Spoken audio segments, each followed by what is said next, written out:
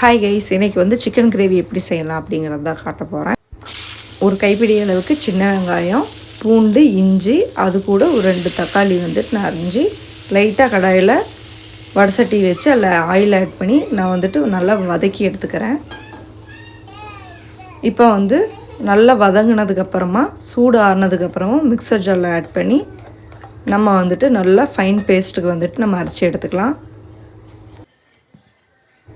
இதில் வந்து நம்ம தண்ணி ஊற்றி அரைக்கணும் அப்படிங்கிறது அவசியம் இல்லை. நம்ம வந்துட்டு அப்படியே ட்ரையாக அரைச்சி எடுத்துக்கலாம்.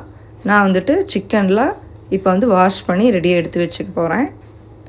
இப்போ வந்து கடாயில் லைட்டாக எண்ணெய் ஊற்றி, நான்வெஜ் செய்யும்போது எப்போவுமே வந்து சோம்பு ஆட் பண்ணிங்க அப்படின்னா உங்களுக்கு டேஸ்ட் நல்லாயிருக்கும். நான் வந்து சோம்பு ஆட் பண்ணிக்கிறேன். சோம்பு ஆட் பண்ணதுக்கப்புறமா ஒரு பச்சை மிளகாய் நான் ஆட் பண்ணிக்கிறேன். நான் வந்து 2 பேர்த்துக்கு அளவாக தான் வந்து நான் சிக்கன் கிரேவி பண்ண போகிறேன்.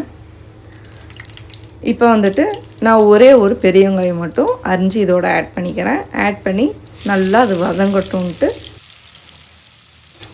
அது வதங்கினதுக்கப்புறமா நான் வந்து கொஞ்சமாக உப்பும் அரைச்சி வச்சுருந்த பேஸ்ட்டும் வந்து நான் இது கூட ஆட் பண்ணிக்கிறேன். இஞ்சி பூண்டு பேஸ்ட் வந்து நம்ம தனியாக ஆட் பண்ணணும்னு அவசியம் இல்லை. ஏன்னா நம்ம வந்து தக்காளி சின்ன வெங்காயத்து கூட இஞ்சி பூண்டை வந்து சேர்த்து அரைச்சதுனால நம்ம எக்ஸ்ட்ரா ஆட் பண்ணணும் அப்படிங்கிறது அவசியம் இல்லை. இப்போ இந்த பேஸ்ட்டு போட்டு நம்ம வந்து மசாலாலாம் ஆட் பண்ணிக்கலாம். கறி மசாலா, கரம் மசாலா, மிளகாய்த்தூள் வந்து ஆட் பண்ணிக்கலாம். மஞ்சத்தூளும் ஆட் பண்ணிக்கலாம். நான் வந்து கரம் மசாலா வீட்டிலே தான் ரெடி பண்ணி வச்சுருக்கிறேன். இப்போ வந்து சிக்கன் இது கூட ஆட் பண்ணிக்கலாம். ஆட் பண்ணி தண்ணி விடுற அளவுக்கு வந்துட்டு நம்ம வேக வச்சுட்டு எக்ஸ்ட்ரா நம்ம வந்துட்டு 1 டம்ளர் அளவுக்கு வந்து தண்ணி ஆட் பண்ணிக்கலாம். ஆட் பண்ணி ஒரு 10லேருந்து ஒரு 15 நிமிஷம் வந்துட்டு நல்லா குக் பண்ணி எடுத்துட்டோம் அப்படின்னா உங்களுக்கு நல்லா தண்ணியெல்லாம் சுண்டி கிரேவி பதத்துக்கு உங்களுக்கு வந்துடும்.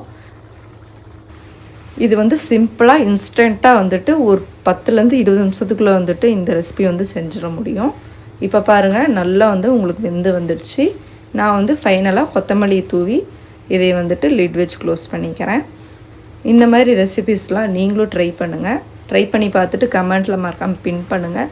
வேறு எந்த மாதிரி ரெசிபீஸ்லாம் ட்ரை பண்ணலாம் அப்படிங்கிறதையும் சொல்லுங்கள். நம்ம சேனலை ஃபஸ்ட் டைம் பார்க்குற மாதிரி இருந்தால் மறக்காமல் சப்ஸ்கிரைப் பண்ணிக்கோங்க. நானும் பிகினர் தான். இதை வந்து நீங்கள் சுடு சாப்பாட்டுக்கு வச்சு சாப்பிடும் போது உங்களுக்கு வந்துட்டு ரொம்ப அருமையாக இருக்கும் டேஸ்ட்டு. அதே